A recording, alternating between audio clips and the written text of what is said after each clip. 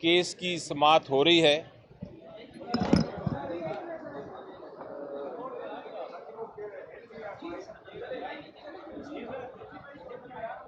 Sir, case की तफसील बताइए कौन से? आपको याद होगा सुप्रीम कोर्ट ऑफ पाकिस्तान में 4 तारीख को 4 अप्रैल को फैसला किया था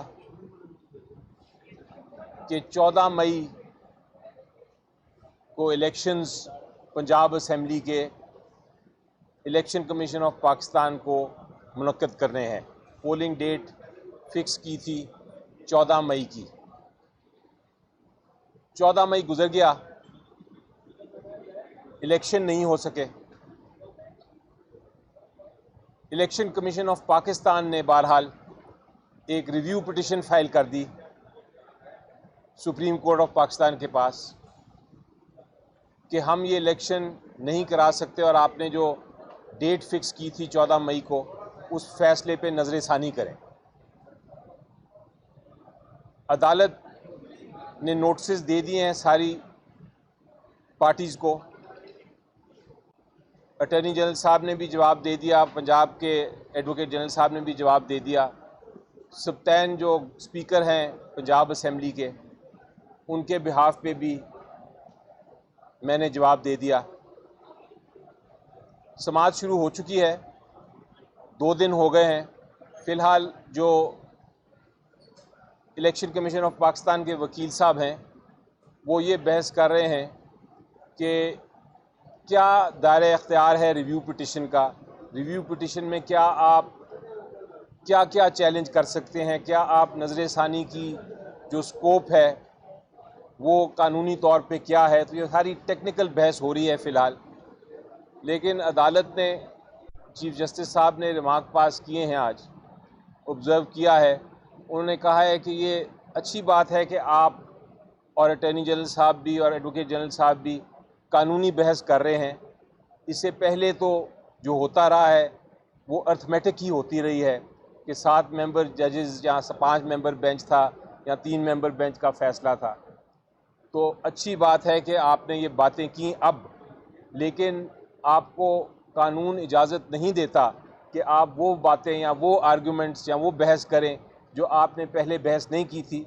लेकिन चूँकि ये आइनी मामला है, चूँकि ये मामला कौम का है, सिटीज़न्स की फंडामेंटल राइट्स हैं, इसलिए हम आपको पूरी तरह सुनेंगे।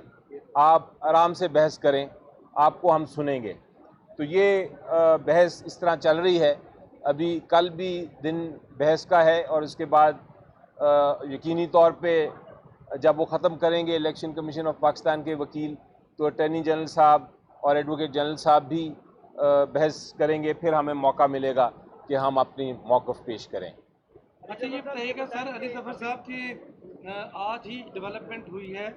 हुकूमत की तरफ से ये नुक्ता सामने आया है कि तहरीक इंसाफ पर पाबंदी लगाने का सोचा जा रहा है।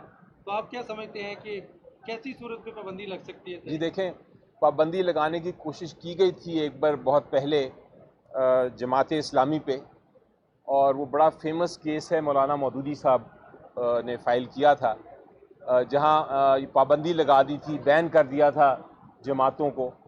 तो वो सुप्रीम कोर्ट ने कहा था कि आप बैन नहीं कर सकते, ये एक बुनियादी हक़ है हर एक का कि पॉलिटिकल पार्टी बनाए।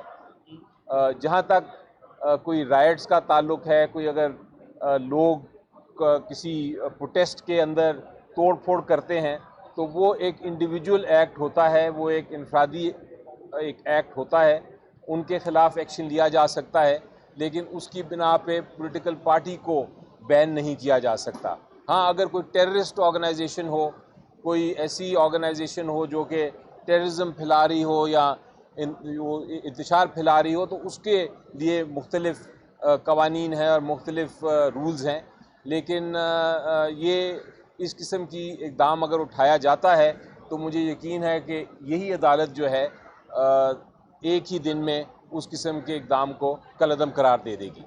मतलब ये बताएं कि अभी डिटेल रीजनिंग सर आई नहीं है पंजाब इलेक्शन और रिव्यू पर हियरिंग शुरू हुई है, अब इसको कैसा देखते हैं? जी देखें, ये अमूमन होता है कि एक ऑर्डर आता है, उसमें एक दिया होता है कुछ रीजनिंग और कुछ डिटेल्ड अभी रीजनिंग आनी होती है, लेकिन चूंकि रिव्यू का टाइम पीरियड दिया गया है रूल्स के मुताबिक कि आपने 30 दिन के अंदर अंदर रिव्यू फाइल करना है, इसलिए अमूमन रूल फाइल कर दिया जाता है रिव्यू और उसके बाद उसकी समाअत भी हो जाती है।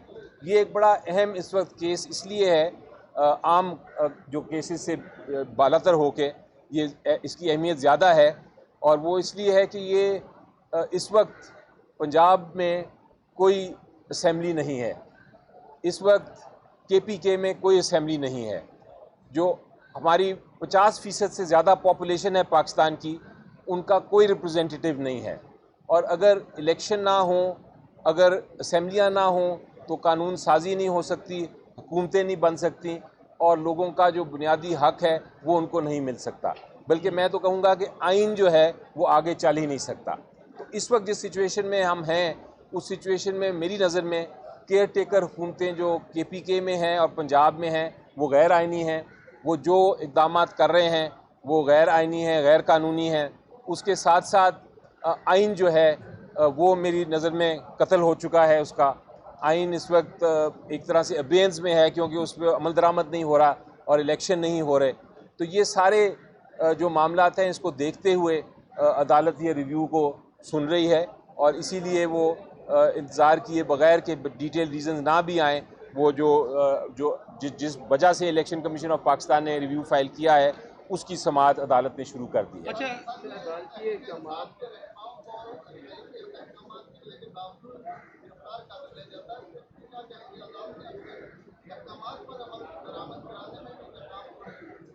जी देखें, ये तो नज़र आ रहा है कि अदालतें छोड़ती हैं, अदालतें बेल ग्रांट करती हैं, लेकिन अभी आप निकलते भी नहीं कोर्ट रूम से बाहर तो आपको दोबारा किसी और केस में अरेस्ट कर लिया जाता है, या आप जेल से भी रिहा होकर दरवाजे से ही बाहर निकलते हैं तो दूसरे दरवाजे से आपको अरेस्ट करके अंदर लेके चला जाते हैं वो। तो ये एक आइन शिकनी है, ये एक ला, ये एक ऐसा सिचुएशन है जिसको मैं कहता हूँ कि एनार्की है, यानी कि इस वक्त कोई कानून इम्प्लीमेंट नहीं हो रहा इधर इस मुल्क में, और ये चीज़ दुरुस्त नहीं। इस पर भी बहरहाल एक्शन तो लेगी अदालत अल्टीमेटली। अभी पिटिशनें फ़ाइल हो रही हैं, और एक और पिटिशन भी इधर फाइल हुई है जिसमें इस किस्म की ही इस्तदा की गई है कि ये जो इक़दामात हैं और जो काम हो रहा है और जो जिस तरह कार्रवाई हो रही है लोगों को अरेस्ट करने की, ये इससे लोगों का अदालतों से इम्प्लीमेंटेशन जब ना हो तो अदालतों से भी एक तरह से वो उतर जाएगा उनका एतमाद।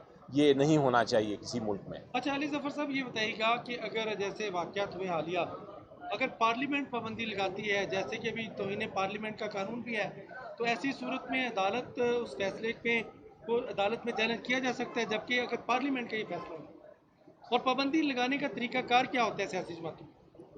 जी देखिए, जहाँ तक पार्लियामेंट का सवाल है, उनकी कानून तो एक बिल के सूरत में तो आया है कंटेम्प्ट ऑफ कोर्ट का, लेकिन मेरी नज़र में वो ज़रा मुश्किल कानून है। वो आर्टिकल 17 और जो हमारे बुनियादी हकूक़ हैं आइन में जिनका ज़िक्र है, उनके ख़िलाफ़ लगते हैं प्राइमा फेशा, और हो सकता है कि वो भी कल को चैलेंज हों और वो कलअदम करार दे दें। मैं एक चीज़ में ज़िक्र ज़रूर करना चाहूँगा, एक कन्फ्यूजन है बहुत सारे लोगों को और पार्लियामेंटेरियंस को भी।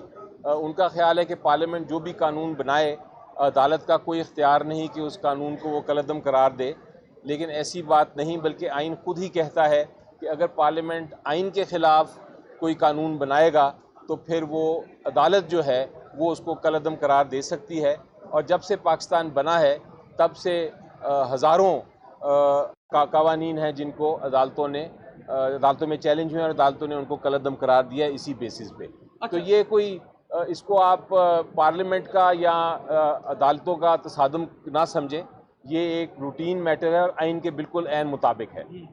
अदालतें अपने फैसले मनवाने पर नाकाम नजर आती हैं। सुप्रीम कोर्ट समेत चीफ जस्टिस साहब के जो फैसले वो हवा में उड़ा दिए गए।